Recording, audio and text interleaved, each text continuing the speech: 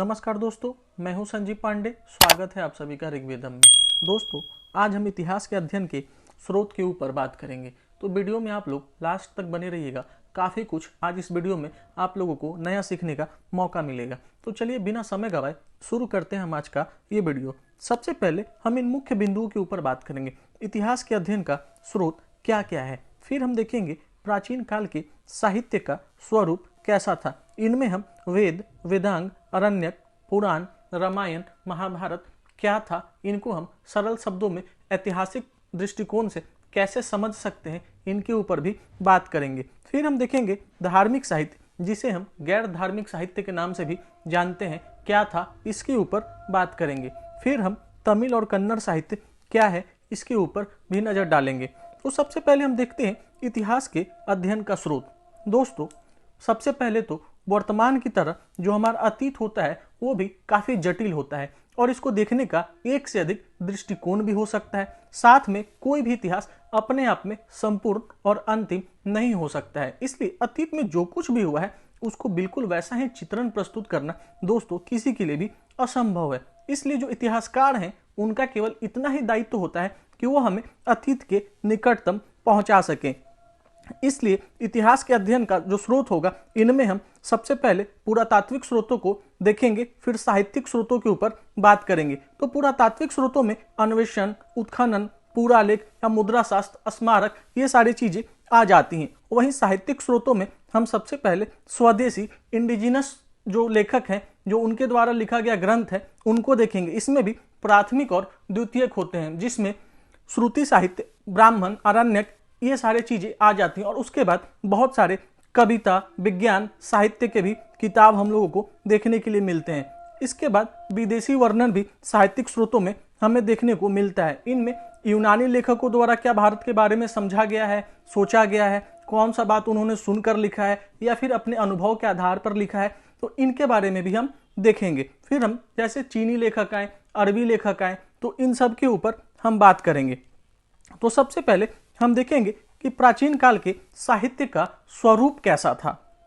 दोस्तों, प्राचीन काल के इतिहास के अध्ययन से पहले हमें कुछ उत्तर जो है उसे पहले ही प्राप्त कर लेना चाहिए, ताकि हम इतिहास के जो परिवर्तन के तत्व हैं उनको काफी अच्छे से रेखांकित कर पाए और आप लोगों के लिए समझना काफी आसान हो जाए। दोस्तों, सबसे पहले तो अतीत के हम वैसे भागों को पढ़ने वाले हैं जो सैकड़ों हजारों साल पीछे छूट चुके हैं, जिसका आज कोई चश्मदीद गवाह, कोई आई विटनेस नहीं है। तो उसके विषय में हम प्रामाणिक जानकारी कैसे प्राप्त करें, इसलिए हम इतिहास का जो अध्ययन है उसको काफी बारीकियों से देखेंगे। जैसे बहुत सारे जो विदेशी लेखक हैं, तो उन्होंने भारतीय समाज को बिना समझे अपने अनुभव के आधार पर कैसे प्रस्तुत किया है, तो इन सारी चीजों के ऊपर भी हम नजर डालेंगे। तो इनमें सबसे पहले हम साहित्यिक स्रोतों को पढ़ने के लिए इनको दो भागों में बांटकर देखेंगे। इससे साहित्यिक साक्ष्य जो है पढ़ना और इसको समझना काफी सरल हो जाता है। तो सबसे पहले हम धार्मिक साहित्य और इसे धर्मेत्तर साहित्य या गैर धार्मिक साहित्य में बांटकर देखेंगे। फिर धार्मिक साहित्य है, इसे हम तीन भागों में बांट देते हैं: ब्राह्मण साहित्य, बौद्ध साहित्य और जैन साहित्य में। ब्राह्मण साहित्य को भी हम दो भागों में बांटकर देखते हैं। सबसे पहले आता है श्रुति साहित्य। इसमें आपका वेद, वेदांग और उसके बाद अरण्यक, ब्राह्मण, ये सारे टेक्स्ट आते हैं। फिर स्मृति साहित्य में वेदांग, रामायण, महाभारत, पुराण और धर्मशास्त्र, ये सारे टेक्स्ट आते हैं। वहीं हम गैर धार्मिक साहित्य में आत्मकथात्मक साहित्य के ऊपर बात करेंगे और क्षेत्रीय साहित्य के ऊपर भी बात करेंगे। जैसे आत्मकथात्मक साहित्य में जो चारण और भाट होते थे या फिर सूत और मागध जो होते थे, जो राजाओं के दरबार में बैठकर, जब पूर्व मध्य काल में ये चीजें और ज्यादा हमें देखने को मिलता है, जब राजाओं के प्रशंसा में जो उनके चारण और भाट होते थे, बहुत ही सारे अतिशयोक्तिपूर्ण जो बातें हैं राजाओं को खुश करने के लिए उनके प्रशंसा में वो लिखते थे। तो इससे भी जो इतिहास का कुछ हमें सही जो तारीख है इनके ऊपर पता चलता है। तो इनको भी हम इतिहास के नजर से देखने का प्रयास करेंगे। तो सबसे पहले हम देखते हैं श्रुति साहित्य को। दोस्तों, श्रुति साहित्य है तो हिंदू परंपरा में वेदों को ही श्रुति की श्रेणी में रखा जाता है और श्रुति का शाब्दिक अर्थ ही होता है सुना हुआ। दोस्तों, एक बात और, वेदों के विषय में यह मान्यता है कि जो वेद थे वो अपौरुष हैं, निरुक्त हैं। इनको ऋषियों के द्वारा आत्मसात कर लिया गया है, जो स्वयं देवों के द्वारा ऋषियों को प्राप्त हुआ था। इसलिए वेद का तात्पर्य ज्ञान से भी लिया जाता है। आप सभी जानते हैं कि वेद जो है वो 4 हैं। इनमें ऋग्वेद, सामवेद, यजुर्वेद और अथर्ववेद आते हैं। इनमें भी जो ऋग्वेद है उनमें संसार का सबसे पहला काव्यात्मक रचना हमें उपलब्ध होता है।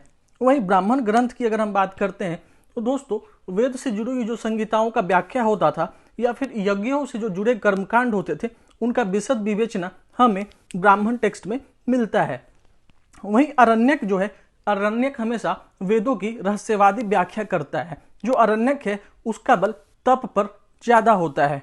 वहीं उपनिषद है, आप सभी जानते हैं कि उपनिषदों का जो कुल संख्या है वो 108 है। इनमें भी जो 13 को मूलभूत उपनिषदों की श्रेणी में माना जाता है और उपनिषदों से हमें दार्शनिक विचार और इनमें आत्मा और ब्रह्म का जो संबंध है इस पर बात किया जाता है। तो इनसे हमें क्या सूचना मिलता है दोस्तों? इन ग्रंथों के माध्यम से हम लगभग 1500 ईसा पूर्व से लेकर 500 ईसा पूर्व के बीच उत्तर पश्चिम के क्षेत्र से लेकर मध्य गंगा घाटी वाला जो रीजन है वहाँ का कुछ सूचना, कुछ एविडेंस हमें मिलता है। जैसे उस समय वहाँ धर्म और दर्शन के बारे में, वहाँ का सामाजिक संबंध, आर्थिक गतिविधियाँ और कुछ हद तक हमें राजनीतिक संरचना का भी झलक मिलता है। फिर हम बात करेंगे स्मृति साहित्य के ऊपर। दोस्तों वेदोत्तर साहित्य को ही प्रायः स्मृति साहित्य के रूप में देखा जाता है। इसको भी हम कई उप समूहों में बांट कर देखते हैं ताकि इसको पढ़ना और समझना काफी सरल हो जाए। तो इनमें सबसे पहले वेदांग आता है। दोस्तों वेदांग कुछ नहीं, वेदों की जो समझ है, उनका जो सटीक व्याख्या है, इसके लिए इनका संकलन किया गया था। और वेदांग जो है वो 6 होते हैं: शिक्षा, निरुक्त, ज्योतिष, छंद, व्याकरण और कल्पसूत्र। इनमें भी कल्पसूत्र दोस्तों हमारे लिए काफी महत्वपूर्ण हो जाता है क्योंकि कल्पसूत्र को 3 भागों में बांटा गया है: धर्मसूत्र, गृहसूत्र और स्रोत सूत्र।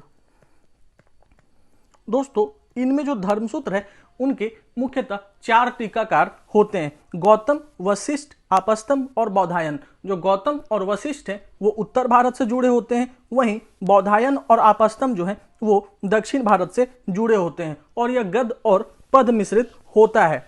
फिर हम आगे देखेंगे रामायण और महाभारत के बारे में कि रामायण और महाभारत क्या था।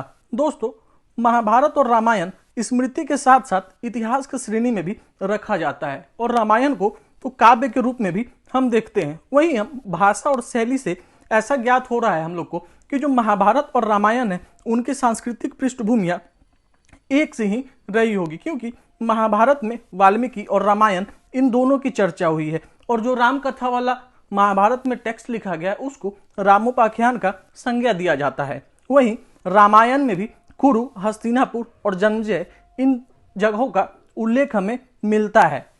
वहीं रामायण और महाभारत की हम बात कर रहे हैं तो इनका जो अंतिम रूप से संकलन हुआ है वो 4वीं शताब्दी में माना जाता है। वहीं भारतीय परंपरा के अनुसार हम देखेंगे तो जो रामायण का युग है वो त्रेता युग में आ जाता है और द्वापर युग में महाभारत को माना जाता है। फिर भी कुछ इतिहासकारों में दोस्तों मतभेद है कि पहले रामायण की घटनाएं हुई या फिर महाभारत की, क्योंकि महाभारत में बहुत सारे ऐसे जो जुड़े हुए घटनाएं हैं और चरित्र हैं वो रामायण से काफी पहले अधिक प्राचीन देखने को मिलता है और इसके पीछे मानने का कुछ आधार भी इतिहासकारों के बीच में है। जैसे जो महाभारत की घटनाओं का मुख्यतः केंद्र था वो गंगा यमुना वाला द्वाब का क्षेत्र मिलता है। वहीं महाभारत में हम अगर सामाजिक दृष्टिकोण से भी देखते हैं तो जो नारी का स्वरूप है वो काफी सशक्त मिलता है। इससे हमें सामाजिक इतिहास का जो आरंभिक काल है उसका भी कुछ नजर मिलता है। जैसे इसमें पुरुषों की तुलना में अगर आप देखेंगे तो जो महिलाओं की स्थिति थी उतनी अधीनस्थ नहीं थी। वहीं महाभारत में नियोग का भी सबसे पहले चर्चा मिलता है। लेकिन रामायण के टाइम में अगर आप रामायण के समय काल में अगर आप नजर डालेंगे तो जो स्त्रियों की स्थिति थी, जो नारियां थी, वो पुरुषों के ज्यादा अधीनस्थ दिखती हैं। उनका जो छवि है वो काफी पुरुषों के अधीन हो जाता है, कमजोर छवि के रूप में वो हमारे सामने प्रस्तुत होती हैं। तो इसका मतलब क्या था कि उस समय के जो समय काल है उसमें नारी की पवित्रता के ऊपर काफी ज्यादा ध्यान दिया जाने लगा और समाज जो है वो काफी जटिल हो रहा था। राजा का जो शक्ति है वो काफी ज्यादा बढ़ रहा था। वहीं युद्ध की प्रवृत्तियों में भी काफी जटिलता आ रही थी। फिर हम देखते हैं दोस्तों पुराण क्या होता है। दोस्तों पुराण शब्द का अर्थ ही प्राचीन होता है। ऐसा क्यों? क्योंकि पुराणों को माना जाता है कि जो इसका उद्भव हुआ है वो कुछ हद तक वेदों के काल में ही होता है, और पुराण के बारे में माना जाता था कि इसका जो रचना है वो व्यास के द्वारा किया गया है। लेकिन अब यह बिल्कुल स्पष्ट हो चुका है कि पुराण के न तो कोई एक रचयिता है और न ही इसका रचना कोई विशेष काल अवधि में हुआ है। इसका जो संकलन है वो 400 ईसा पूर्व से लेकर लगभग 400 ईस्वी तक हुआ है। वही हम बात करें तो पुराण जो है मुख्य रूप से 18 बताए गए हैं। इनमें भी मुख्यतः कुछ पुराण हैं जैसे मत्स्य पुराण, मार्कंडेय पुराण, विष्णु पुराण, वायु पुराण, गरुड़ पुराण, ये बहुत ही ज़्यादा प्रमुख है। इनमें भी मत्स्य पुराण जो है वो काफ़ी प्राचीन माना जाता है। पुराणों में 5 विषयों का हमें चर्चा भी मिलता है: सर्ग, प्रतिसर्ग, उसके बाद मनवंतर, वंश और वंशानुचरित्र। दोस्तों, अगर इसके ऊपर हम बात करें तो जो पुराणों में वर्णित ये 5 लक्षण हैं, इनका उदाहरण बड़ी ही विलक्षण है। जैसे माना जाता है कि पुराणों के अनुसार 4 युगों का कल्पना किया गया है। इनमें कृत, त्रेता, द्वापर और कलयुग का अवधारणा लिया जाता है। इनमें भी दोस्तों अगर हम देखें तो इनमें प्रत्येक की अवधि 1000 वर्षों की होती थी, सभी की अवधि 1000 वर्षों की होती थी, और एक महायुग में ये चारों जो युग हैं वो व्यतीत होते थे। इसके बाद 1000 महायुगों का एक कल्प होता था दोस्तों। तो इसमें हम देखेंगे कि प्रत्येक कल्प में 14 मनवंतर होते थे और प्रत्येक मनवंतर में एक मनु होते थे। जो हम आधुनिक मनु को जानते हैं, सच में जो मनु थे ये मिथकी एक कल्पना मात्र किया गया है। तो इसमें माना जाता था कि प्रत्येक युग के अंत में जो है वो सृष्टि का विनाश हो जाता है और फिर जो पुनः सृष्टि का इसमें रचना होता है। तो इससे हमें पता चलता है इस काल चक्र से कि जो धर्म का चक्र विनाश और अभ्युदय है वो निरंतर चलता रहता है। वहीं हम कलयुग की बात करें तो कलयुग के बारे में माना जाता है कि जब महाभारत खत्म होता है, महाभारत का युग जब खत्म होता है तो उसके 20 वर्ष के बाद कृष्ण की मृत्यु हो जाती है, तो उसके बाद कलयुग का शुरुआत माना जाता है। फिर हम देखेंगे धर्मशास्त्र। दोस्तों, धर्मशास्त्र में धर्म के 3 स्रोत माने गए हैं: सूत्र, स्मृति और टीका, भाष्य। चूंकि वैदिक संहिताओं में आचरण संबंधी नियमों के ऊपर कोई प्रत्यक्ष चर्चा हमें नहीं मिलता है, इसलिए जो धर्म का पहला आधार है वो ज़्यादा प्रमाणिक नहीं हो पाता है, हमारे लिए महत्वपूर्ण नहीं है। वहीं हम अगर देखें इसका संकलन तो 600 ईसा पूर्व से 300 ईसा पूर्व के बीच सूत्र का संकलन हुआ था। वहीं स्मृति साहित्य की हम बात करें तो स्मृति साहित्य की रचना 200 ईसा पूर्व से 900 ईस्वी के बीच में हुई थी। इनमें हम मनु स्मृति, याज्ञवल्क्य स्मृति, बृहस्पति स्मृति, नारद स्मृति, पराशर स्मृति आदि को मानते हैं या फिर देखते हैं। वहीं तीसरे चरण में टीका और भाष्य आ जाते थे। दोस्तों, जो धर्मशास्त्र है इनमें हमें सबसे पहले 4 वर्ण का सूचना मिलता है: ब्राह्मण, क्षत्रिय, वैश्य, शूद्र। इनमें भी दोस्तों जो 3 वर्ण थे उनको द्विज का दर्जा दिया गया था। द्विज का दर्जा किसे दिया जाता था? जिन्हें उपनयन का अधिकार होता था। वहीं धर्मशास्त्र में ही जीवन के जो 4 आदर्श होते थे यहीं पे हमें देखने को मिलते हैं, जिनमें ब्रह्मचर्य, गृहस्थ, वानप्रस्थ और संन्यास आते थे। दोस्तों, धर्मशास्त्र में सामाजिक नियमों के साथ साथ बहुत सारे राजकीय कानून भी दिए गए हैं, लेकिन समाज के लिए ये केवल यथार्थ न होकर आदर्श हो सकते हैं। वहीं हम आगे देखते हैं बौद्ध साहित्य और जैन साहित्य के ऊपर। दोस्तों, बौद्ध साहित्य से हमें एक वैकल्पिक दृष्टिकोण का झलक मिलता है, क्योंकि संस्कृत जो भाषा था उस समय उसमें अभिजात जो तत्व थे उनकी ही महत्वपूर्ण भूमिका होती थी। लेकिन जब बौद्ध साहित्य ने लोक भाषा के रूप में पाली को अपनाया तो वो सीधे जनसामान्य से जाकर जुड़ गया। आगे हम देखते हैं कि बौद्ध साहित्य में ही जब त्रिपिटकों का रचना होता है, इनमें एक अंगुत्तर निकाय जो उनकी शाखा थी, इससे हमें 16 महाजनपदों के बारे में उस समय सूचना मिलती है। इससे हमें उस क्षेत्र के आर्थिक गतिविधियों को, समाज को, धर्म और दर्शन को समझने में इतिहास की नज़र से काफ़ी मदद मिलता है। वहीं जैन साहित्य की हम बात करें तो जैन ग्रंथों की रचना प्राकृत में हुई थी और इनका अंतिम संकलन गुजरात में 6ठी सदी में जाकर हुआ था।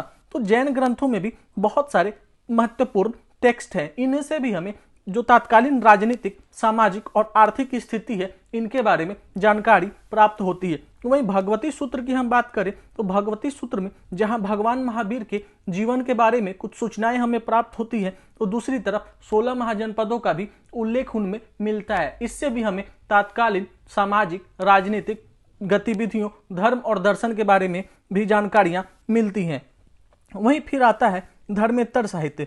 दोस्तों, जो गैर धार्मिक साहित्य होते थे उनको हम धर्मेत्तर साहित्य कहते थे। इसमें कविता, काव्य, रचनाएं जो हैं इनको शामिल किया जाता है। और प्राचीन भारतीय साहित्य में कई ऐसे रचनाओं का भी सृजन होता है जो अपनी शैली, भाषा, सौंदर्य के लिए आज भी बहुत ज्यादा प्रसिद्ध हैं। जैसे हम इनमें अश्वघोष और भास का कुछ रचनाओं को रख सकते हैं। कालिदास की जो काव्य रचनाएं थे वो काफी ज्यादा महत्वपूर्ण हो जाती हैं।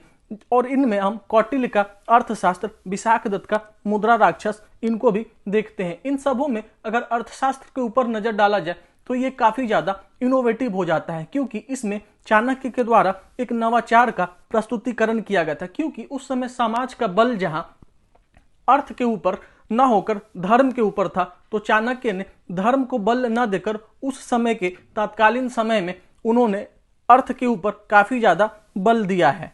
फिर हम देखते हैं तमिल और कन्नड़ साहित्य। दोस्तों, दक्षिण भारत के जो इतिहास की जानकारियों के लिए हमें उपलब्ध साहित्यिक सामग्रियां मिलती हैं, उनमें तमिल और कन्नड़ साहित्य काफी महत्वपूर्ण हो जाती है। क्योंकि दक्षिण भारत का जो प्राचीनतम साहित्य है उसको हम संगम से जानते हैं। और संगम का तात्पर्य ही कवियों का सम्मेलन होता है। जैसे कुछ विद्वानों में यह मतभेद है कि ऐसा कुछ नहीं हुआ था, फिर भी माना जाता है कि आज से 4440 वर्ष पहले सबसे पहले मदुरई में पहला संगम हुआ था। उसके बाद 3700 वर्ष पूर्व हम देखते हैं कि कपाटपुरम में दूसरा संगति हुआ था। फिर तीसरा जो है 1850 वर्ष पूर्व पुनः मदुरई में ही माना जाता है कि कवियों का एक सम्मेलन हुआ था, इनमें ही इनका रचना हुआ था। और इन जो संगम साहित्य है उनको हम मेलकंकु और कीलकंकु के नाम से जानते हैं। फिर आगे चलकर महाकाव्यों के रूप में हम शिल्पाधिकारम और मणिमेखलई को देखते हैं। शिल्पाधिकारम में ही हमें कन्नगी और कोवलन का जो प्रेम कथा है वो मिलता है। और आगे जहां शिल्पाधिकारम खत्म होता है वहीं से मणिमेखलई की रचना शुरू हुआ माना जाता है। तो इससे भी हमें तमिल और मालाबार का जो क्षेत्र है वहां के आर्थिक गतिविधियों के, वहां के समाज, धर्म और दर्शन के बारे में, बहुत कुछ इतिहास के बारे में हमें पता चलता है। फिर हम आगे देखते हैं आत्मकथात्मक रचनाएं। दोस्तों, पूर्व मध्यकाल तक आकर हम देखते हैं कि बहुत सारे आत्मकथात्मक जो रचनाएं हैं उनको लिखा जाने लगा था। क्योंकि पूर्व मध्यकाल के समय में हम देखते हैं कि राज दरबार में उस समय बहुत सारे साहित्यकारों, कवियों को राजाश्रय प्राप्त होने लगा था, जिन्होंने बहुत सारे नाटकों को, राजाओं की जीवन गाथाओं को उनकी प्रशंसा में उन्होंने लिखा है। जो आत्मकथात्मक रचनाएं हैं वो ऐतिहासिक ग्रंथ नहीं है दोस्तों, फिर भी इतिहास के नज़र से एक तथ्य तो अवश्य है, क्योंकि इसमें किसी एक शासक विशेष को जो केंद्र बनाकर लिखा गया है, तो इससे हमें बहुत सारी उस समय की घटनाओं और तिथियों का अंकन मिलता है। जैसे हम देखते हैं कि 7वीं 8वीं शताब्दी में जो विशाखदत्त का रचना है मुद्रा राक्षस, उसमें हमें चाणक्य और नंद सम्राट के जो महामात्य राक्षस हैं उनके इर्द गिर्द ही कहीं ना कहीं सूचनाएं बहुत ज़्यादा घूमता हुआ प्रतीत होता है। वहीं पंचतंत्र की हम बात करें तो पंचतंत्र में भी बहुत सारी रोचक कहानियों के साथ साथ उपदेशात्मक जो कृतियां हैं उनको भी बताया गया है। जैसे इनमें हम और भी रचनाओं का उदाहरण ले सकते हैं। जैसे वाकपति मुंज के द्वारा जो गढ़वाहो लिखा गया तो वह यशोवर्मन के गाथा में लिखा गया है। तो इस तरह से हम देखते हैं कि इसमें आत्मकथात्मक रचनाएं हमें मिलती है। वहीं कुछ विदेशी लेखकों के द्वारा भी बहुत सारी रचनाएं हमें मिलती है। जैसे मेगास्थनीज का इंडिका या फिर एरियन, स्ट्राबो और कुछ हम चीनी लेखकों को भी इसमें रख सकते हैं। कुछ हमें उस समय फारसी रचनाएं भी मिलने लगती है। जैसे अनेक फारसी रचनाएं जो है उन्होंने भारत के बारे में उल्लेख किया है। जैसे आप चचनामा को ही देख सकते हैं। चचनामा में हम देखते हैं कि 7वीं सदी के मध्य में एक चच नामक ब्राह्मण का उल्लेख हमें मिलता है, जिसके बारे में बताया गया है कि जो चच नामक ब्राह्मण है वो सिंध है, सिंध वाले रीजन में कैसे गद्दी प्राप्त करता है। इसी पुस्तक में हमें मोहम्मद बिन कासिम के नेतृत्व में जो सिंध अभियान हुआ था इसका भी चर्चा मिलता है। वहीं कुछ हमें अन्य फारसी किताबों के बारे में भी पता चलता है, जैसे फिरदौसी का शाहनामा या फिर सादी की जो रचना है गुलिस्ता, इससे हमें भारत के व्यापार के बारे में भी पता चलता है। फिर हम दोस्तों देखते हैं कि जो प्राचीन भारतीय इतिहास का लेखन का प्रकृति है वो कैसा है, तो इसे हम काफ़ी अच्छे से समझेंगे, क्योंकि हमने जो पीछे पढ़ा है तो वो इतिहास की नज़र से हमारे लिए कितना महत्वपूर्ण है इसके ऊपर हम बात करते हैं। दोस्तों प्राचीन और पूर्व मध्यकाल तक हम देखते हैं कि भारतीय इतिहास के अध्ययन के लिए हमें बहुत बड़ी मात्रा में अलग अलग प्रकार के रिसोर्सेस मिलने लगते हैं। उनमें भी हम देखते हैं कि इसके बाद भी कहीं ना कहीं क्वेश्चन मार्क इतिहास के ऊपर उठता है, क्योंकि इनमें जो बहुत सारी रचनाएं हैं वो हमारे पास आज नहीं है, या फिर जो इतिहास लेखन में उसका कैसे प्रयोग किया गया है ये काफ़ी विवादास्पद रहा है, क्योंकि इनमें बहुत सारी जो रचनाएं हैं, धार्मिक उपदेश हैं, वो पूरा मिथकों से भरे हुए हैं। आगे हम इसमें देखते हैं कि सबसे ज़्यादा जो संशोधन है रोमिला थापर ने आगे चलकर किया। उन्होंने प्राचीन इतिहास को 2 भागों में बांट कर रखा है। इनमें उन्होंने एक अंतर्निहित इतिहास के बारे में कहा है और दूसरा अभिव्यक्त इतिहास के बारे में कहा है। अंतर्निहित इतिहास को हम एम्बेडेड हिस्ट्री भी कहते हैं, वहीं हम अभिव्यक्त इतिहास को एक्सटर्नलाइज हिस्ट्री कहते हैं। तो जो अंतर्निहित इतिहास है उसमें दोस्तों हमें वंश समाज से जुड़े हुए कुछ सूचनाएं प्राप्त होती हैं। वहीं अभिव्यक्त इतिहास है, इससे हमें उस समय के जो लेखन है उनके बारे में पता चलता है। वहीं आगे रोमिला थापर है, जो उनका बल पुराण परंपरा पर काफ़ी ज़्यादा रहा था, क्योंकि पुराणों में राजाओं की सूचियाँ जो वंशावलियाँ प्राप्त होता है वो काफ़ी स्पष्ट है। फिर आगे महाकाव्य के रूप में जो इतिहास का परंपरा चला उससे जाकर पुराण जुड़ जाता है। वहीं ग्रंथ ही नहीं दोस्तों, अगर हम देखते हैं तो बहुत सारे हमें राजकीय प्रशस्तियाँ भी प्राप्त होती हैं जो ऐतिहासिक तत्वों को काफ़ी ज़्यादा स्पष्ट करती हैं। जैसे इनमें हम समुद्रगुप्त जो है उसका प्रयाग प्रशस्ति रख सकते हैं। फिर आगे हम देखते हैं कि कौटिल्य के द्वारा लिखित अर्थशास्त्र और हेन सांग ने राजकीय जो अभिलेखागार होते थे राज्य के, उनके बारे में भी सूचनाएं दी हैं। तो इनके माध्यम से भी हम इतिहास को काफ़ी अच्छे से समझ सकते हैं। दोस्तों आगे हम अगले वीडियो में पुरातात्विक साक्ष्य के ऊपर बात करेंगे। दोस्तों आशा करता हूं आपको यह वीडियो काफ़ी पसंद आया होगा। कैसा लगा यह वीडियो प्लीज़ कमेंट करके ज़रूर बताएं। फिर मिलते हैं हम नेक्स्ट वीडियो में, तब तक के लिए धन्यवाद।